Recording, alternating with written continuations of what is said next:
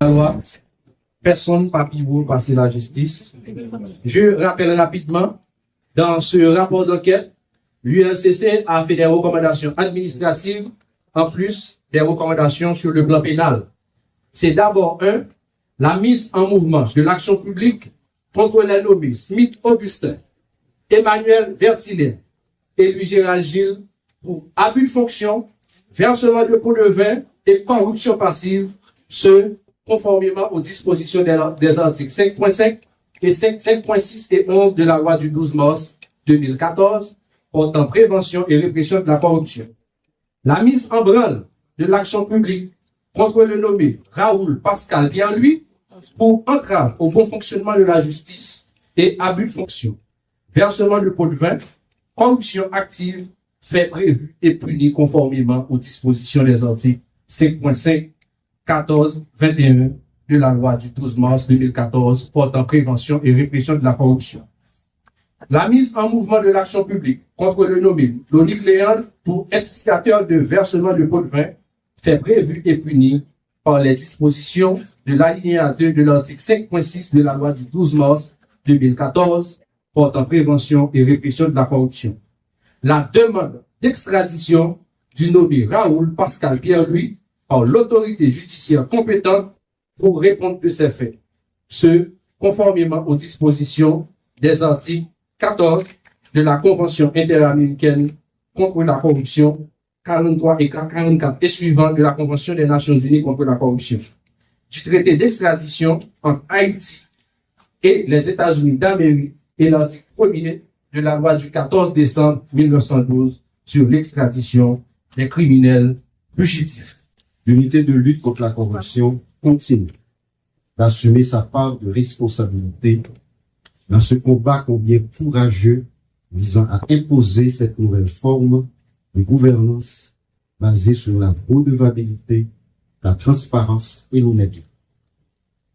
Moins de mois de cela, l'UNCC a transmis à la justice 7 rapports d'enquête sur des faits avérés de corruption, mettant à nu un petit groupe qui développe un élan d'individualisme possessif au détriment de l'intérêt collectif. Ce matin, nous sommes en train d'assister à un événement sans précédent dans l'histoire politique et institutionnelle haïtienne où des hauts responsables de l'État assurent des attributions présidentielles sont impliqués dans un scandale de corruption.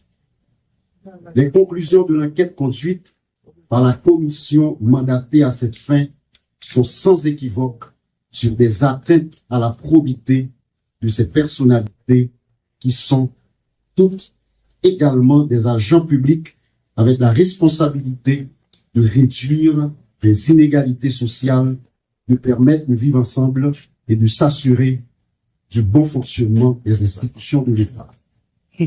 L'UNCC, se conformant à sa mission légale, a mené une enquête impartiale, crédible et fiable sur cette affaire de corruption impliquant 3 membres du Conseil présidentiel de transition et l'ancien président du Conseil d'administration de la Banque nationale de crédit. Ce rapport d'enquête que nous publions ce matin, cet après-midi, concernant les allégations de sollicitation des 100 millions de gourdes par les membres du Conseil présidentiel de transition est issu de plusieurs mois d'investigation et de documentation de nos enquêteurs expérimentés. Ce travail effectué avec un élan d'objectivité est aussi un plaidoyer pour la bonne gouvernance et l'usage strict de l'intégrité de la gestion de la chose publique. L'UNCC se trouve encore à ce carrefour historique en fonction des enjeux et de l'ampleur des grands dossiers à scandale qu'elle conduit. Cette institution qui détient cette noble charge de moraliser l'administration et la vie publique en général, de protéger les biens publics et collectifs, répondra toujours, sans moindre doute, à ses rendez-vous avec l'histoire. Définitivement, toutes celles et tous ceux qui gèrent les fonds publics ou qui occupent une fonction à forte influence ont désormais des comptes à rendre à la nation. Ce changement de paradigme est en résonance avec les objectifs de cette période intérimaire insérée dans le décret du 10 avril 2024 qui insiste sur des réformes profondes et considérables en vue de proposer une nouvelle forme de gouvernance axée sur le sens profond du service public. Enfin, nous réitérons une fois de plus la demande d'un traitement judiciaire des rapports d'enquête, c'est-à-dire des verdicts des tribunaux et cours du pays. Je veux rappeler que les juges sont appelés à décider en toute indépendance, en priorisant l'intérêt général, en s'efforçant de résister aux forces occultes détentrices d'avoirs importants issus des actes de corruption qu'ils sont tenus de réprimer. L'UNCC demeure une grande alliée de la justice et travaille pour la justice. Chaque journaliste ici présent sortira de ces lieux avec un résumé exécutif de ce rapport d'enquête, comme me l'autorise l'article 9 du décret du 8 septembre 2004 créant l'UNCC.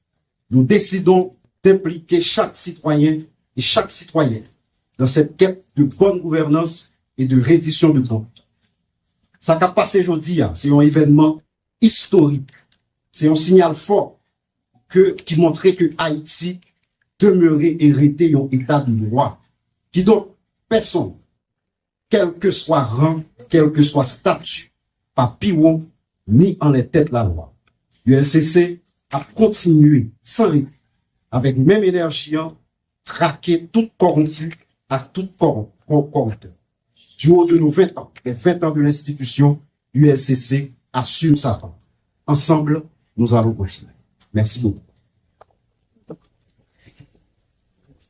Les enquêteurs de l'unité de lutte contre la corruption, mesdames, messieurs de la presse parlée, écrite, télévisée, ainsi que les médias en ligne, aujourd'hui, l'unité de lutte contre la corruption est une fois de plus heureuse de vous convier à cette cérémonie officielle de remise de ce rapport d'enquête spécial finalisé, transmis à la justice qui concerne les allégations de sollicitation de 100 millions de gourdes par les 3 membres du Conseil présidentiel de transition, Smith Augustin, Emmanuel Vertilaire et Louis-Gérald Gilles, pour la reconduction de M. Raoul Pascal Pierre-Louis à la présidence du Conseil d'administration de la Banque nationale de crédit.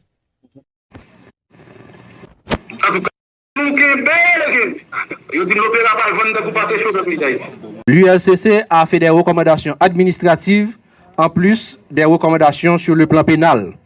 C'est d'abord la mise en mouvement de l'action publique contre le nommé Smith Augustin, Emmanuel Vertilaire et Louis-Gérald Gilles pour abus de fonction, versement de pots de vin et corruption passive, ce aux dispositions des articles 5.5 et 5.6 et 11 de la loi du 12 mars 2014 portant prévention et répression de la corruption.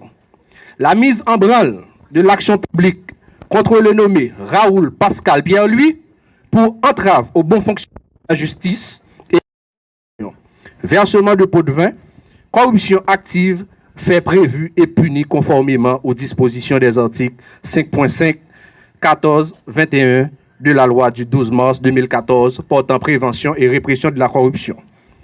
La mise en mouvement de contre pour instigateur de versement de pots fait prévu par les dispositions de l'alinéa 2 de l'article 5.6 de la loi du 12 mars 2014 portant prévention et répression de la corruption. La extradition du par l'autorité judiciaire compétente pour ce aux dispositions des articles 14 de la Convention interaméricaine contre la corruption, 43 et 44 et suivants de la Convention des Nations Unies contre la corruption, du traité d'extradition entre Haïti et l'article 1er de la loi du 14 décembre 1912 sur l'extradition des criminels fugitifs. Moins d'un mois de cela, l'ULCC a transmis à la justice 7 rapports d'enquête sur des faits avérés de corruption, mettant à nu un petit groupe qui développe un élan d'individualisme possessif au détriment de l'intérêt collectif. Ce matin, nous sommes en train d'assister à un événement sans précédent dans l'histoire politique et institutionnelle haïtienne où des hauts responsables de l'État qui assurent les attributions présidentielles sont impliqués dans un scandale de corruption. Les conclusions de l'enquête conduite par la commission mandatée à cette fin sont sans équivoque des atteintes à la probité de ces personnalités qui sont toutes également des agents publics avec la responsabilité de réduire les inégalités sociales, de permettre le vivre ensemble et de s'assurer du bon fonctionnement des institutions de l'État. L'ULCC, se conformant à sa mission légale, a mené une enquête impartiale, crédible et fiable sur cette affaire de corruption impliquant 3 membres du Conseil présidentiel de transition et l'ancien président du Conseil d'administration de la Banque nationale de crédit. Ce rapport d'enquête que nous publions ce matin, cet après-midi alors, concernant les allégations de sollicitation des 100 millions de gourdes par les membres du Conseil présidentiel de transition est issu de plusieurs mois d'investigation et de documentation de nos enquêteurs expérimentés. Ce travail effectué avec un élan d'objectivité est aussi un plaidoyer pour la bonne gouvernance et l'usage strict de l'intégrité dans la gestion de la chose publique. L'ULCC se trouve encore à ce carrefour historique en fonction des enjeux et de l'ampleur des grands dossiers à scandale qu'elle conduit. Cette institution qui détient cette noble charge de moraliser l'administration et la vie publique en général, de protéger les biens publics et collectifs, répondra toujours, sans moindre doute, à ses rendez-vous avec l'histoire. Définitivement, toutes celles et tous ceux qui gèrent les fonds publics ou qui occupent une fonction à forte influence ont désormais des comptes à rendre. Le changement de paradigme est en résonance avec les objectifs de cette période intérimaire insérée dans le décret du 10 avril 2024 qui insiste sur des réformes profondes et considérables en vue de proposer une nouvelle forme de gouvernance axée sur le sens profond du service public. Enfin, nous réitérons une fois de plus la demande d'un traitement judiciaire des rapports d'enquête, c'est-à-dire des verdicts des tribunaux et cours du pays. Je veux rappeler que les juges sont appelés à décider en toute indépendance, en priorisant l'intérêt général, en s'efforçant de résister aux forces occultes détentrices d'avoirs importants issus des actes de corruption qu'ils sont tenus de réprimer. L'ULCC demeure une grande alliée de la justice et travaille pour la justice.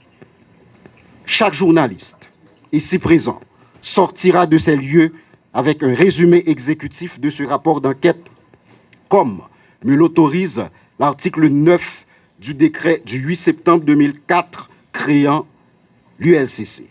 Nous décidons d'impliquer chaque citoyen et chaque citoyenne dans cette quête de bonne gouvernance et de reddition de comptes. Ça qu'a passé aujourd'hui, c'est un événement historique. C'est un signal fort qui montrait que Haïti demeurait et était un état de droit. Qui donc, personne, quel que soit rang, quel que soit statut, pas piro, ni en les têtes la loi. l'ULCC a continué sans arrêter, avec même énergie, traquer tout corrompu à tout corrupteur. Du haut de nos 20 ans, des 20 ans de l'institution, l'ULCC assume sa part. Ensemble, nous allons continuer.